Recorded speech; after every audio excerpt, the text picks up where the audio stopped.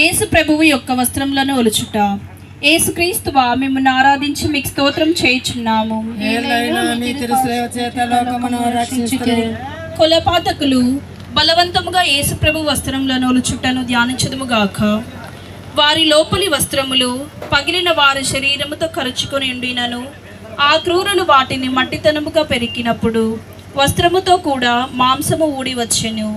ఈ రీతిగా రక్షకుడు పడిన కఠోర వేదనను చూచి పరితపించుదము.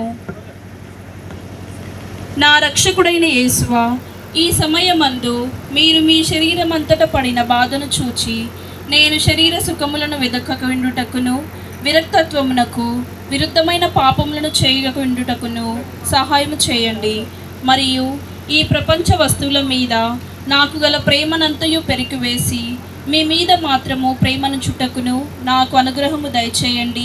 ఆమేన్. పరలోకమందున మా యొక్క తండ్రి, మీ నామము పూజింపబడుగాక, మీ రాజ్యము వచ్చుగాక, మీ చిత్తము పరలోకమందు నెరవేరినట్లు భూలోకమందు నెరవేరుగాక. నానాటికి కావలసిన మా అన్నము మాకు నేర్చుకోండి. మా యొక్క అప్పుబడిన వారిని మీ మనిషినట్లు మా అప్పులను మీరు మన్నించండి.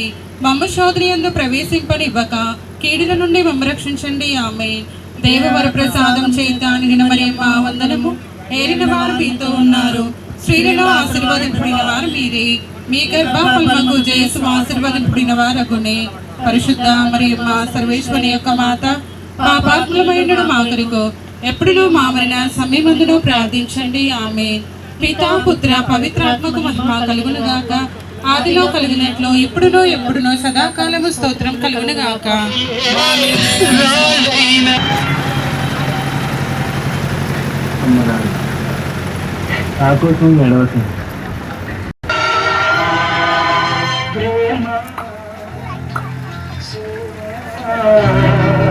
త్యాగం